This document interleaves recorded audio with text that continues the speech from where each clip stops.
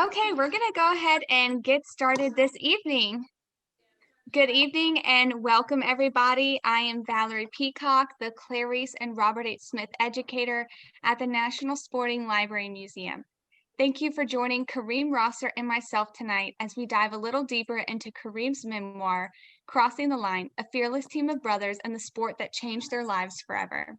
To our members and board members joining us this evening, thank you for your continued support of our mission and educational programs.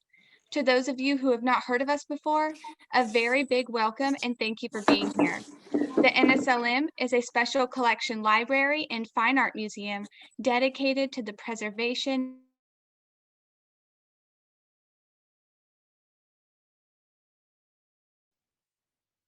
You're muted, Valerie. There we go, unmuted now. Thanks, Kareem. We make our home here in Middleburg, Virginia.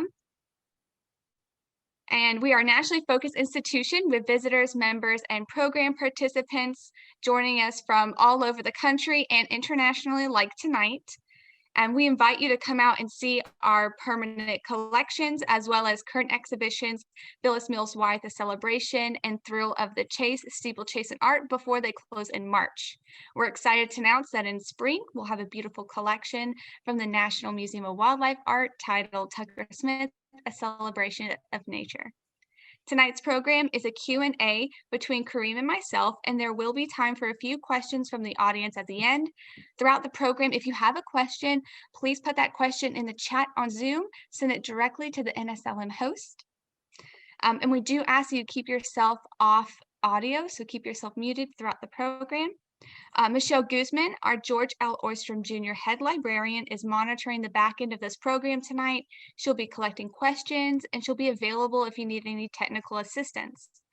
This program is being recorded and it will be available on our Facebook page, our YouTube page, and the Internet Archive. The seeds for this program were really started in September 2020, back when Kareem and his brother Damar Rosser took the field at our NSLM annual Polo Classic fundraiser. We had the opportunity to meet with Kareem, Damar, and Leslie Heiner, who's the founder of Work to Ride, to learn about the community-based equestrian program that supports urban youth through horsemanship, and discovered that Kareem had written a memoir of his experiences. We knew that this was a story that we wanted to share with our community, and we're thrilled to be given the opportunity to be the first stop on Kareem's book tour. It's been my pleasure to be able to work and collaborate with Kareem on not only this program, but future programs with him and Work to Ride as well. Our speaker tonight is Kareem Rosser. He's a decorated figure in intercollegiate polo, captain of the first all-Black African-American team that won the National Interscholastic Polo Championship, a Ralph Lauren model, and an advocate for Work to Ride. He has been named the Polo Training Foundation's Polo Player of the Year and the Intercollegiate Player of the Year when he led the Colorado State University polo team to the National Intercollegiate Championship in 2015. He has also been invited to play on Nacho Figueres' famed Black Watch team. Rosser graduated from Colorado State University and has since returned home to Philadelphia, where he works in finance. Rosser is a board member of the Work to Ride Foundation and uses his finance background to ensure that the foundation he credits with changing his life continues to have a positive impact on the area. Please join me all in virtually welcoming Kareem Rosser tonight. Thank you, Valerie. Thank you for such an incredible introduction. No problem. Thank you so much for being here. Before we get started, I really just want to say how I personally enjoyed your book. I found it so compelling and well-written and conversational. And the fact that I got to have it a couple of months in advance of publication was just an extra little treat. But I do have a few questions and topics about your book that I was hoping we could cover tonight. No, please ask away. First, I really think we should get started on what is Work to Ride, and how did you and your siblings get involved with this program? Yeah, so Work to Ride is a Philadelphia-based nonprofit that serves low-income families in Philadelphia. The program was founded in 1994 by Leslie Heiner, who serves as the executive director as well. And back in '94, Leslie had this vision of helping underprivileged youth, but by way of using horses as an incentive to teach young boys and girls responsibility, give them purpose, remove them from, some of the very poor environments. Many of the young kids who went through the program, including myself, and just give them an opportunity that, they wouldn't really have been able to receive anyplace else. So Leslie's been operating, as I mentioned, for 26 years now, and thousands of kids have gone through the program, and it's has been a staple for the city of Philly, and she has just touched so many lives over a couple of decades, including mine. How did you and your siblings first find out about Work to Ride? So it started, it was just an afternoon bike ride. My two older brothers, David and Jabbar, who spent a lot of time just traveling throughout the city, and often, up to no good. But they fortunately, stumbled upon the stables, like most people actually, because the stables, it's an old mounted police barn that we lease from the city for $1 a year. And part of our lease agreement is that we are just in charge of capital improvements. So fortunately for Leslie, she found that barn, and at that time, when my two older brothers, Jabbar and David, met Leslie, there were just a few kids who were part of the program, and Leslie was still recruiting kids at that time. And just a little short story. My brother Jabbar showed up there, and he met Leslie, and his first interaction with the horse was actually him getting bit in the face. So he was bit in the face, and he showed up. He returned home, and my mom was wondering what the heck has happened to him. And at the same time, he's asking her to sign this application to join this program that she has no idea about. And fortunately, she, trusted Leslie and realized that it was a program that we must be a part of. And so, thankfully, a wrong turn turned into something that ultimately saved my life and changed my life. Was your first encounter also being bit in the face, or did you have a good first encounter with a horse when you went there? I've always been at least as a child, was a very timid person and a timid kid. So I was always cautious, when I would go into any new situation. And so I fortunately was not bitten in the face. And, my first encounter was with a pony that I talk about in my book, named Angel. And it was one of my brothers leading me around on the horse. You also mentioned throughout your book, at the Work to Ride, there were times when there was not enough food for the horses, and you guys would have to close at the barn. What were some ways that you all were a part of getting funding for just hay for the horses for the day? Yeah, no, I mean, my early on for quite a while, and that's one of the incredible things, about Leslie and her perseverance, and it's the organization, and all of us as a group. Um, we for quite a while we had very limited resources, and we even so today, we relied on just generous people, and their contributions. I remember, Leslie would have us go out and basically panhandle, and go and stand on the corner and raise money for the horses, and for ourselves as well, just to pay bills some days. And that was very early on. And fortunately, people started to learn more about our organization, and people started to support over time. But the earlier days were quite tough for us. But Leslie is just an incredible human being, and a resilient and tenacious woman who figured out how to make things happen for us. You open your book with lyrics from the Drake song, which I really like, Started from the Bottom. And throughout your book, you do refer to your childhood home on Viola Street as the bottom. What is the relevance of those song lyrics to you, living on Viola Street? And what was it like to really grow up in that area? You talk a little bit about it with the Work to Ride. Yeah, no, I mean, that those lyrics, I don't think I could find any other music lyrics that describes my life, or our lives, the kids who grew up in the bottom. The bottom is probably one of the worst neighborhoods in Philadelphia, arguably one of the worst neighborhoods in West Philadelphia. That's where I was born and raised in. Unlike Will Smith, I didn't spend my time on the playground. I was on the polo field. Um, it was tough for us growing up in the bottom. We dealt with, just daily murders. Surrounded by a lot of violence and just drugs, and a lot of suffering. Families. Most families, if not everyone, was on welfare, and you know, we literally we started from the bottom. We had nothing, and my mom struggled almost every day to just make sure that we had food on the table, and to make sure that we had clean and warm clothes. It was a struggle for everyone in the bottom. So we weren't the only family that was struggling. And it was just just a tough place to live. People, in different parts of Philadelphia refer to it as the bottom as well. And not too long ago, I was having a conversation with another person who lives in the city. He grew up in a similar situation. He's from a different part of the city, but he's like, there's no way that you'll ever see me go to the bottom. I don't want to go to the bottom. It's just a tough place.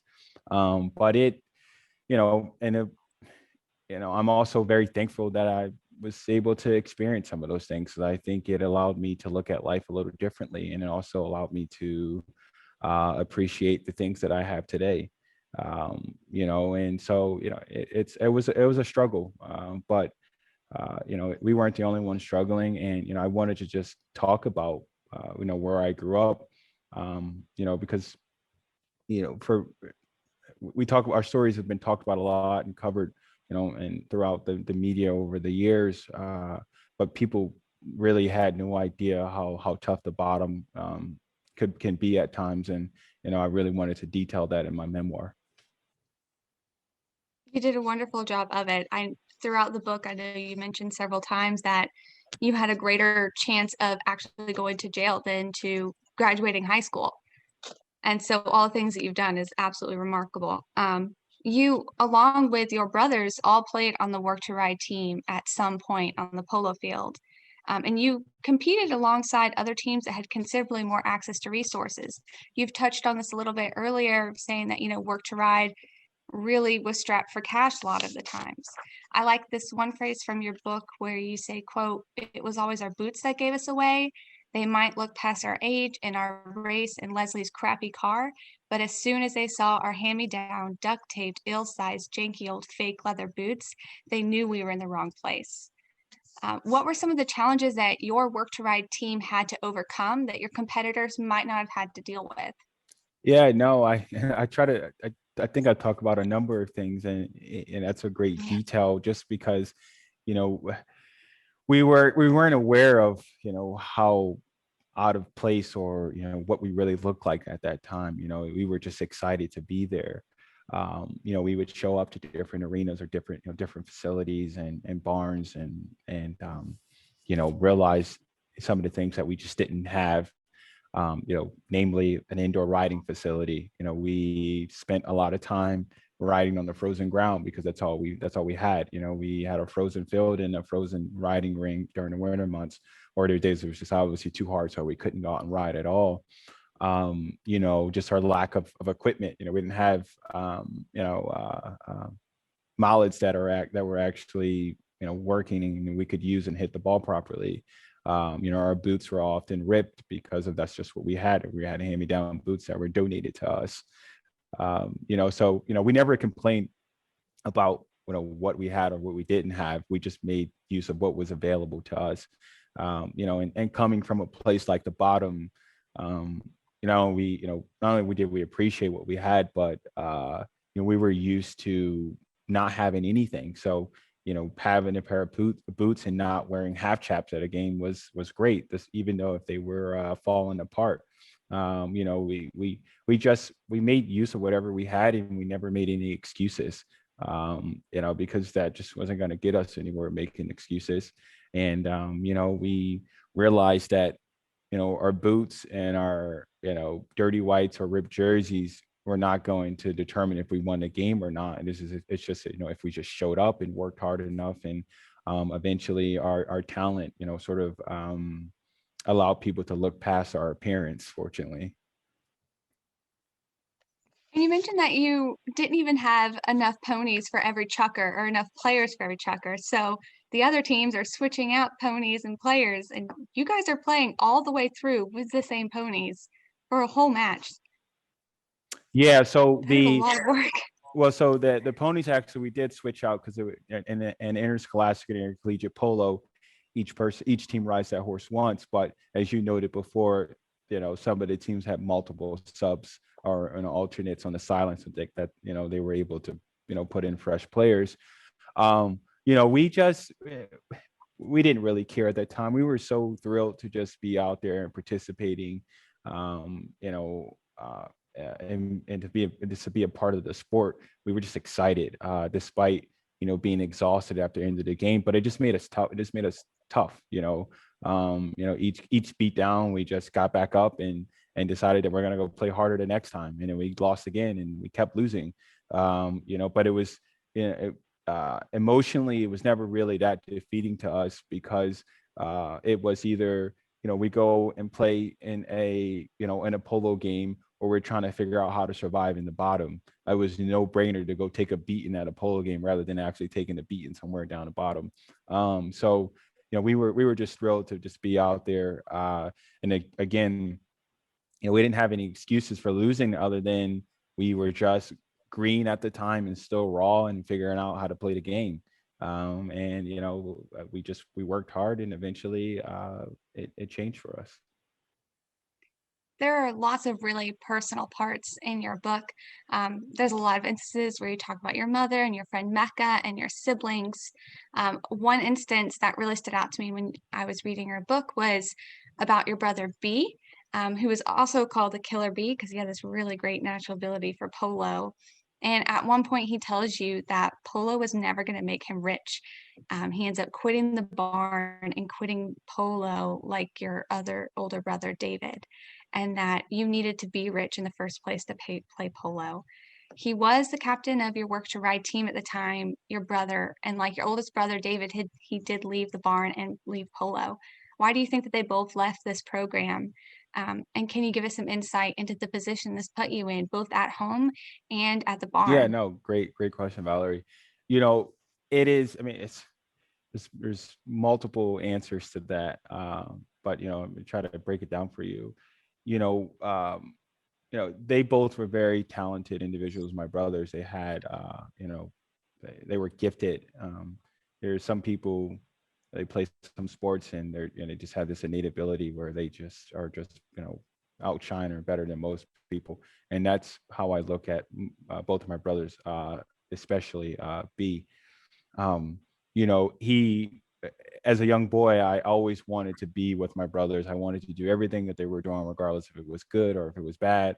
I was, the biggest chicken out of everyone. So when they were doing something bad, I would kind of hesitate and second guess if I wanted to be a part of it. But I just wanted to be like them. I wanted to, just be with my brothers. And then, as watching my brother B play polo, and watching him just, as this kind of, at the time, 4-foot kid ripping up and down on the polo field and never missing the ball, and his hand-me-down gear was, my mouth, my jaw was always to the ground, because I inspired to be as good as him, and I wanted to be just like him at one point. And then, one of the most difficult things for Leslie, I think, in particular, and most people, is, most people who are involved in the organization and work to ride, is knowing the fact that all the kids have to go back home at the end of the day, right? So they're still at, in that tough environment where there are tons of peers, and there's a lot of peer pressure, and there's a lot of decisions that one needs to make at one point, is, how can I provide for my family? Most people in the bottom are thinking about surviving. No, there are not many people who are thinking beyond, am I going to go get a high school, am I going to graduate high school, get a high school diploma, am I going to go to college and get a college degree? people don't have the ability to think beyond that because they're always worrying about, how am I going to feed my family? How am I going to pay the next electric bill, keep the gas on, or whatever it is that someone is struggling with. And, for my brothers, we were as a family always struggling despite the help of Leslie and Work to Ride, and she could only do so much. They had to make that tough decision. Can I need to figure out how to start making money now rather than waiting to, graduate high school and go to college. And, there weren't many people who we grew up with or knew who have, graduated high school and went on to college. So that sort of, those sort of dreams were kind of out the window. It's more like, we're riding horses, we're going to go to school, we're going to do as well as we can, but now we have to figure out how to provide for our families. And, and I think that was one of the things, both David and Jabbar started to feel that pressure at a very young age of, starting to, feel the need to provide and survive ultimately. And, and when you have that peer pressure with, you've seen your other peers and friends are now, out selling drugs and making money, and they have, cars and they're able to eat whenever they want. They have, things that you wouldn't normally see one have because no one has any money. It kind of puts you in a tough situation to make a decision on, do I leave, kind of the barn and continue to try to work hard and maintain the grades that Leslie want us all to maintain, or do I just go try to make some fast cash? And that was and ultimately that was, their decisions. And, obviously did not end up well for my brother David. And, my brother B is now on a better path, and he regrets some of the decisions he's made. And now he's hoping, for a better, for a second chance at life and just to go on and do well. Being in that environment, did you ever kind of question your decision to pursue polo? Yeah, I mean, like every kid who grew up where we grew up, I, thought about maybe, am I supposed to be playing polo or am I supposed to be doing something else? But again, I was afraid of majority of the things that went on around me. So I think my fear of, going to jail or dying at an early age, kind of made it a lot easier for me to stick to playing polo. A question kind of related to that is you speak really openly in your book about struggling with panic attacks. Initially, when you went to the doctors, you were told that they were not panic attacks, it was like asthma or something. Where do you think these panic attacks started stemming from, and what were some coping mechanisms that you've used throughout your life to deal with that? Yeah, no, I'm very open about my, me dealing with anxiety and panic attacks as a young boy. It first started when I lost my best friend, Mecca. I was 10 at that time. Her mother and her stepfather were all murdered or all executed in their basement. And, you know, and before then, I didn't really think about death much, or I didn't really think about, dying as a kid, or even if that was even possible, until, I got the news that I lost Mecca, or that we lost Mecca. And after that, it was just, my kind of mental health and as a young boy, just sort of spiraled down. And I struggled daily with just, wanting to walk to the corner store to go, or go to the grocery store, or walk around the neighborhood by myself, just because I feared that, that same thing could happen to me. I became aware of I became aware of the homicide number in Philadelphia, each year, and watching it grow. But prior to that, I had no idea, or at least I was oblivious to it. I was just a young boy. I was just being a kid, but when you're introduced to that stuff at such a young age, yeah, it certainly takes a toll. It takes a toll on you. And, I'm sure I'm not the only one. I know I'm not the only one, not in my family or outside, who's, deals with, mental health issues, or as far as, anxiety and panic attacks, because, there are lots of people dealing with, tragic loss every day, even still to this day, where I grew up. And, I was hoping that just kind of opening up and talking about that also would, let other people know that it's okay to show your vulnerable side, and let people know that you are dealing with some of those things. But it started when I lost my best friend, and fortunately, it's much better today. I kind of outgrew it, and it's yeah, it was tough. I did find your openness that you had talking about mental health to be very admirable. We often see like really strong athletic men, and oftentimes they're not talking about their own mental health. So it really helps break down the stigma of that and finding really positive coping mechanisms to do. What were some things that you did to kind of help cope with that? Yeah, yeah. Sorry. Yeah, I spent a lot of time at the barn. The barn was my place where I felt free, happy. I felt safe. It was just getting on the horse. I was riding, I forgot about everything. So, I spent a lot of time just on top of the horse, and I was riding every day, and it helped me. It certainly helped me get through the grieving process. Throughout your book, you did mention that you have very strong relationships with horses throughout your life, notably Angel and Buck and Cholo. What is it about each of these horses that connected you to them? No, I think it's they one I they were easy to ride. They didn't want to throw me off, which was nice because I was a very timid rider for a while. So I think that's like the first thing. But I think like most people, or most horse people, or people who are riding, you just sometimes just have that one horse you connect with, and it's both on an emotional level and a physical level when you're riding, and there's something, there's that bond there. And one of the things that Leslie was good about, and is still good about, she always assigned a horse to a kid, so you always had that one horse you were responsible for. And they also happened to be the horses that were assigned to me. And you treat it, that horse, like it's your best friend or it's your child, and you don't want to let anyone else ride it, and you want to make sure he or she is okay.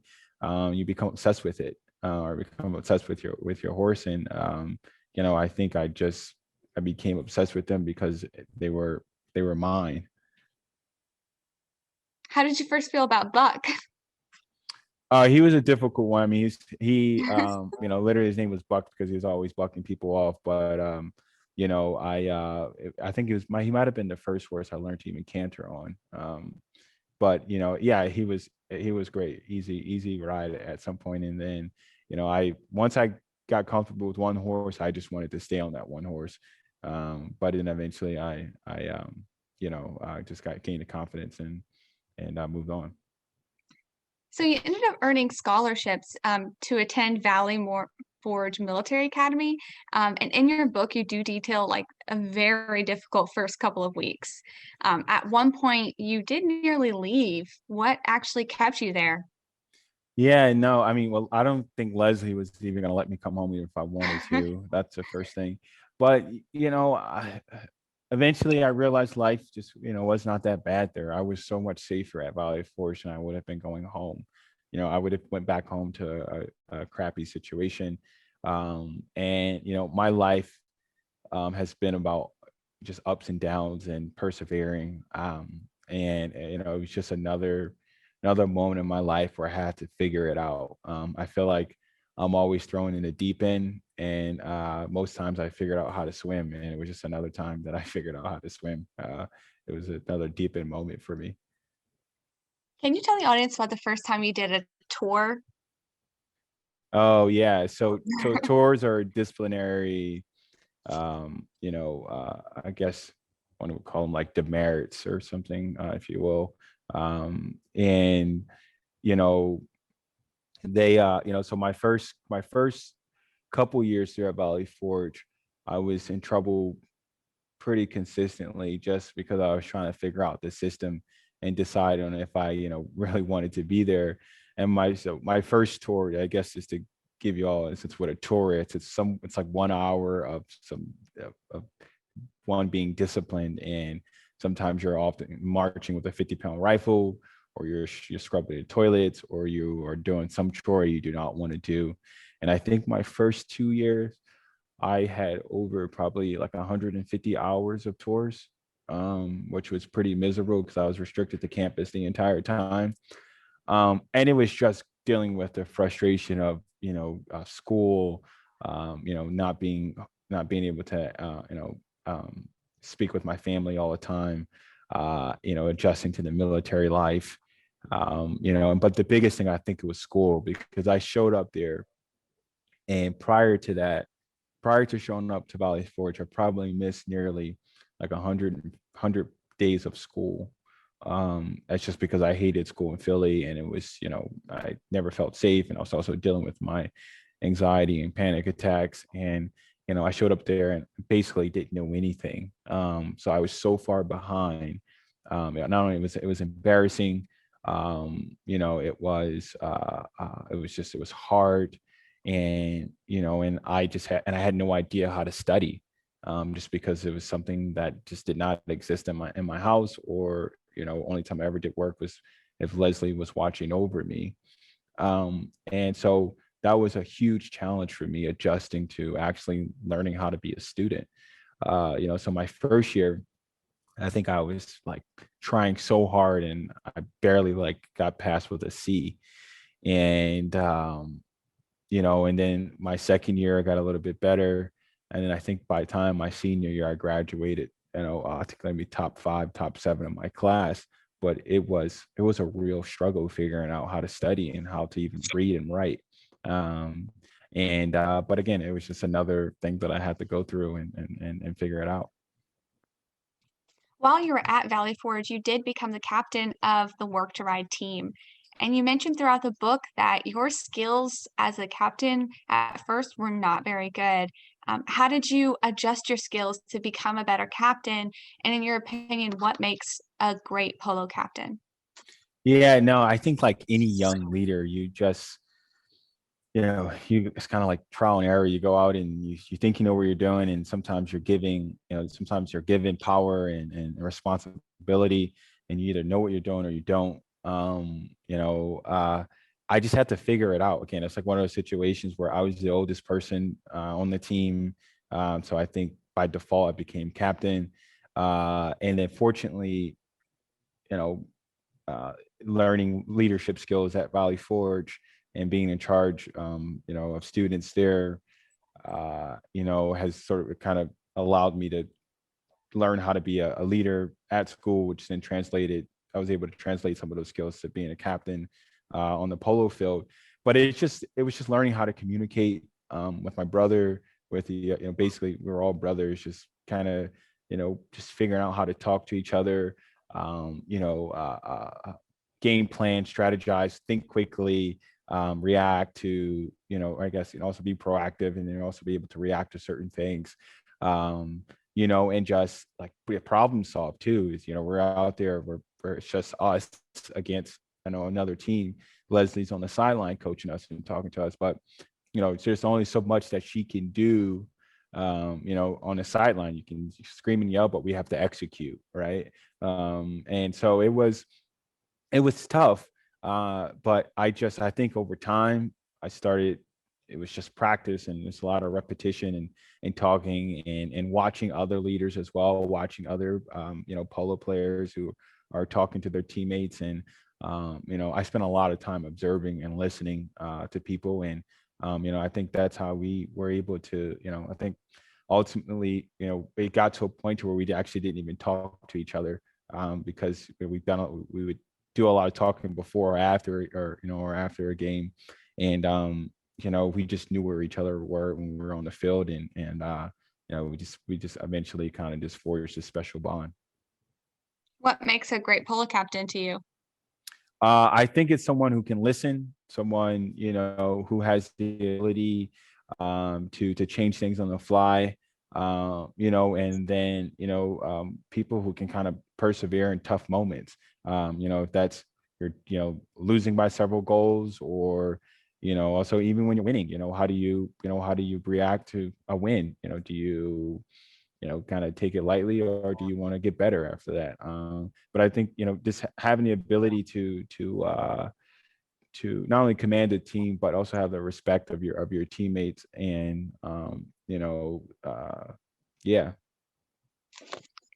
You did face some other challenges while at the academy. You were captain of the Work to Ride. You were also trying to balance polo and schoolwork, which you've touched on before.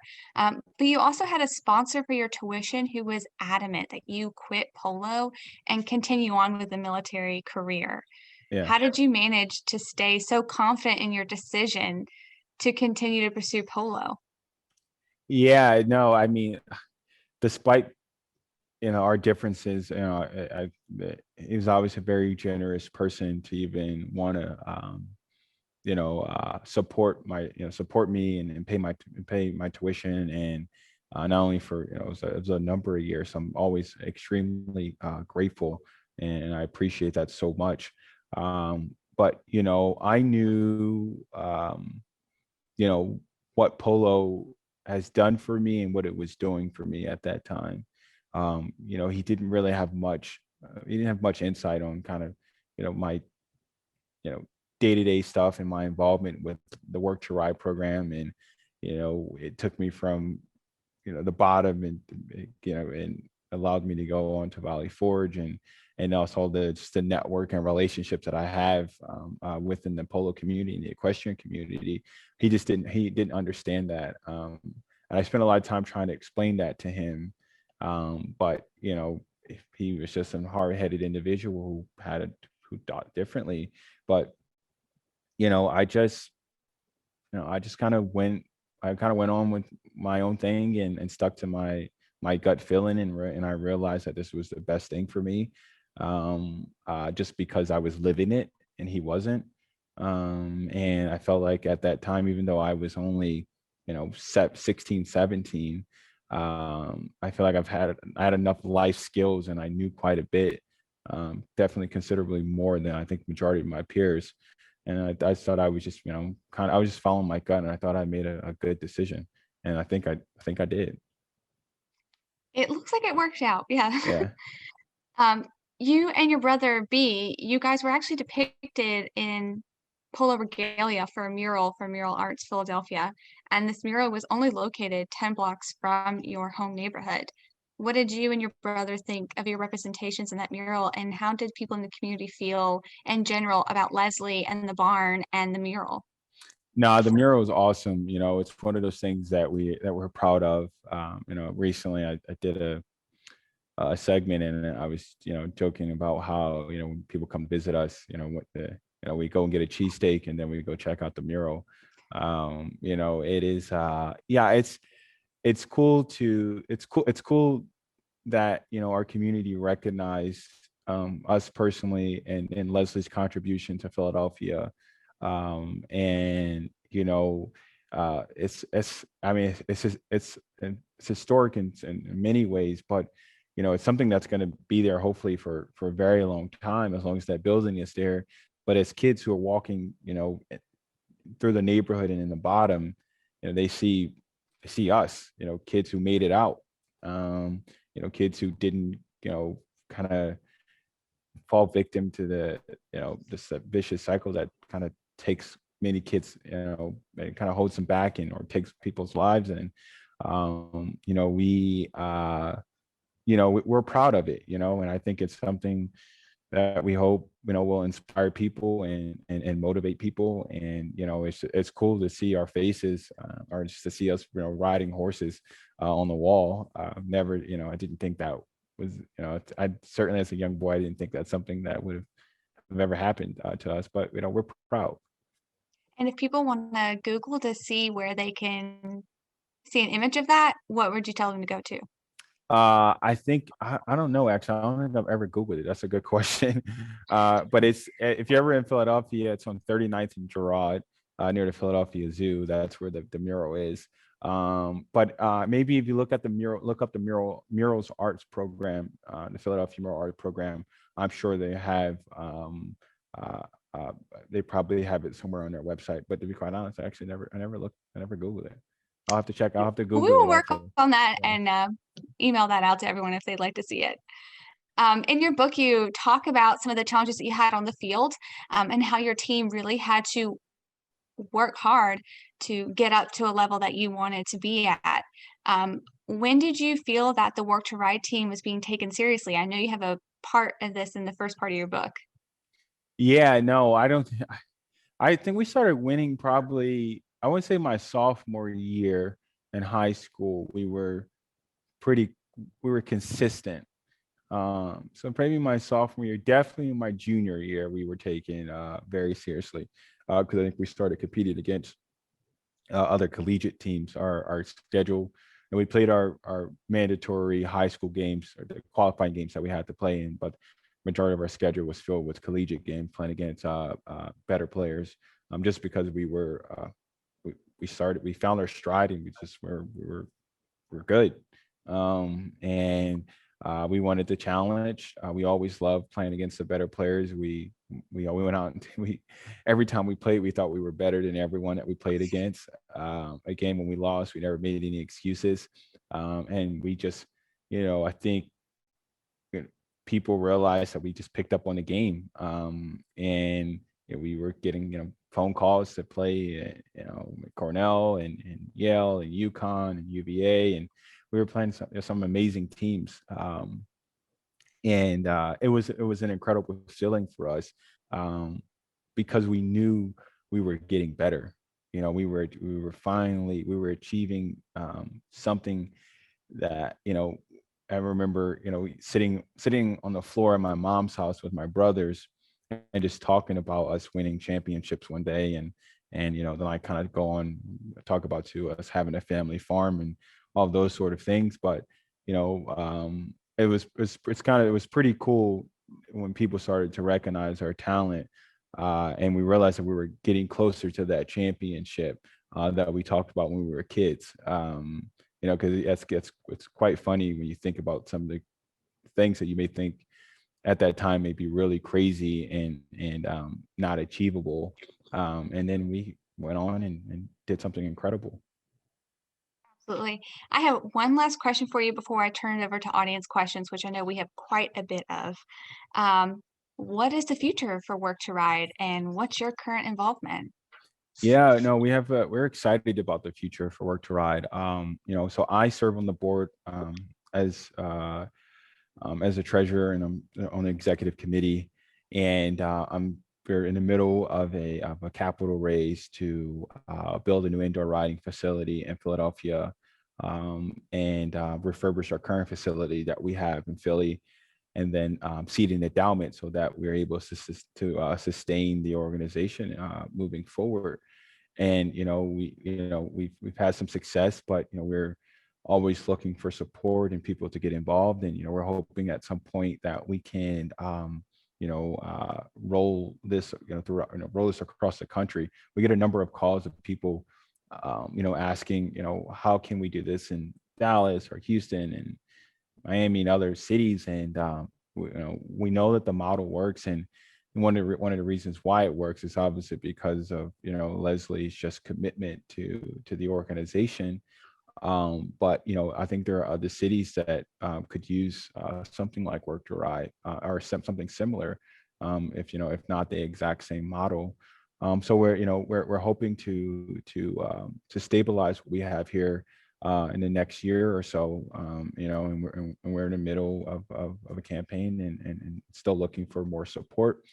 And I think it's not only something that Leslie has dreamt about for many, many years. I think the time is now to put these mechanisms in place so that the program can continue to serve the community, if not serve the country, and give back. If people want to learn more about Work to Ride, where should they go? You check out our website, worktoride.net, our Facebook as well, our Instagram. We are, I think, go online, look us up, and, you can either reach out to me directly or Leslie. And we're excited about the future. And we will have links to that as well in a follow-up email when we send out this video. We'll make sure we put links to Work to Ride, as well as where to get Kareem's book. So we have a couple of audience questions for you. What are the main differences between your polo home and playing on the world stage? What are the main differences between my polo home and playing on the world stage? Mm-hmm. Uh, I mean, my home is just, it's here. I guess it's much more low key and we, the polo here is, I guess, much more inclusive. And then kind of going out and playing in other parts of the world may be arguably a little bit more exclusive. But and it's not as intimate. And but when I'm home, I definitely prefer playing polo at home, is because with the people I love and probably where I'm most happy. A question on your Valley Forge sponsor. Did he ever admit that polo was good for you? And did he ever see you play? He never admit that polo was good for me, and he's never watched me play, unfortunately, I guess. Does he know you have a book out? I think we sent him a link. I was so funny. I was chatting with someone the other day about notifying him about my book. I'm not sure. I haven't had a word with him in I guess almost a couple years now. And I just kind of left it. I just left it at that. Well, hopefully he's realized polo was good for you. Yeah. Kareem, your story and book would be an amazing movie. Has anyone approached you about that? Perhaps the proceeds can help fund the program. Yes, many people. I'm probably getting probably one email or phone call a day about a movie right now. Wow. We had another quick question. What did your mom think the first time she saw you and your brothers play polo? My mom, she was thrilled. She even today is still a very proud mom. For for many years, she would walk around with picture books in her purse just to prove to people that we actually play polo. So she would always just walk around and just show random people, look at my kids. So she's really, really proud. And I think her seeing us out there just makes her a happy mom. So she definitely loves the mural then. Oh, absolutely. Yeah, I love Zamiro. You should take your Christmas cards in front of there. That's a good idea. This is a very polo specific question. What are your views on the changes to the rules of polo under consideration? For example, 5-minute checkers, only allowed one horse per checker, etc., etc. I honestly, I'm not familiar with the new rules right now because I haven't been competing in any tournaments. But I think we obviously have to always think about the horses. So whatever is best to preserve the horses and making sure that they're safe and healthy. I'm all for it. What is the best way to reach you for speaking engagements and getting involved with Work to Ride? Speaking engagements will go through my publisher and my publicist at St. Martin's Press. So you can reach out to Mary there. And then anything about Work to Ride, you can either reach out to Leslie directly. There's information on the website, an email address to reach out to her. And I'm sure Leslie will put anyone in contact with me who doesn't have my email or contact information. Have you ever been thrown off a horse? I have multiple times. And sometimes it was good or sometimes it was okay. And then there were times it was really bad, but fortunately I'm still here. What barriers did you face being an African-American youth in a white dominant sport? Great question. I didn't really, I think, I guess the economic barriers, one deals with just, being able to afford the sport, but not so much because I'm African American, but, I never, if their question is around, and did I deal with any like race issues or anything? No, not me personally. I know some of the kids prior to me have, but, it just as a Black man playing polo, for the most part, everyone has been very inviting and accepting, and fortunately, I haven't had really any bad experiences. How did Leslie secure horses for the barn?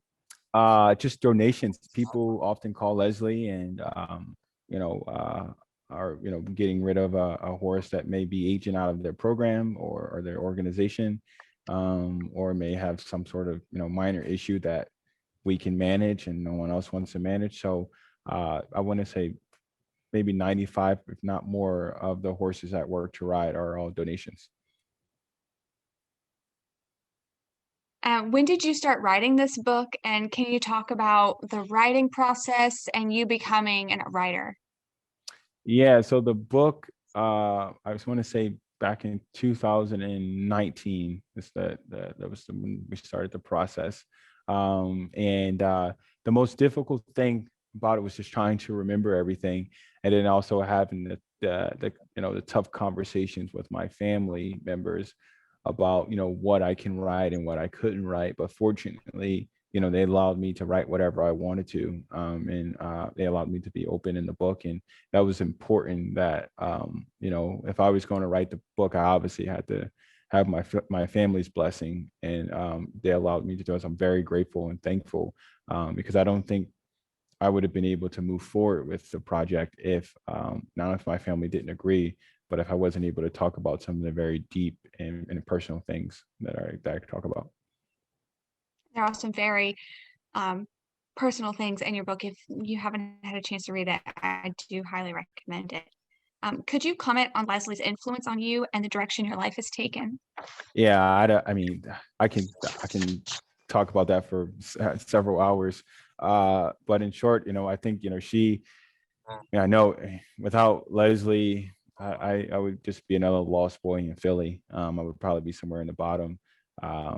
Just watching her run the organization and her commitment to the organization, me personally and every other kid, it's incredible. And I feel like I'll always just be grateful, and I don't think I can ever repay her back, in any way, and in the way that she obviously supported me and my family. My way, I guess, now trying to help is just leading our capital campaign, and making sure that we have everything in place, and also so that her legacy lives on. And I'm going to continue to put my best foot forward, and do that. Can you tell us if there are going to be any future book signings? Where are you next in your book tour? Where can people get your book? Yeah, book signings. I think we're still working on that. But if we can't figure anything out because of the pandemic, I'm gonna try to sort something out where people can mail books to me and I mail them back if they would like to have them signed. So I do have other speaking events coming up, and that I'll be announcing those things on social media. So if you want to just kind of keep up with the tour and my conversations, certainly follow my socials, and I think we'll be able to kind of keep everything updated there. We had someone say the HBO documentary was incredible. Will you do a follow-up? If HBO wants me, yes. This is you announcing to HBO that you'll go. Yeah. Right. I think that's all the time for questions that we have. Thank you again, Kareem, for taking the time to discuss your memoir with us tonight. If you've not yet had a chance to read Crossing the Line, A Fearless Team of Brothers in the Sport That Changed Your Lives Forever, I highly recommend it. I read it in 2 days. I couldn't put it down. You can pick your copy up at a local bookstore, at a book retailer, at the NSLM online gift shop. And if you do live in the Middleburg area, we have them here at the museum and library, and also Second Chapter Books has them. I'm very excited to also announce tonight that Kareem and his brother Damar will be back and playing at this year's NSLM Polo Classic fundraiser. Tickets for that are going to go online soon. And we really can't wait to see another year of highly competitive and exhilarating matches. So thank you again, Kareem. No, thank you, Valerie, and appreciate you having me, and everyone who joined us this evening. So I really appreciate it, and everyone listening to my story. Thank you so much. We will be sending a follow-up email with everyone that's going to have a copy of this recording. It's going to take me a couple of days to get back on it. So please look out for that. In there, we'll put any information about any upcoming book signings or talks that Kareem has, links to where you can get his book, and Work to Ride and Kareem Rosser's own personal social media handle, so you can kind of keep up with everything that's going on with that. Thank you. Thank you again, Kareem. Good night, Good night. everyone, and we hope to see you in Middleburg. All right. Bye-bye. Thank you.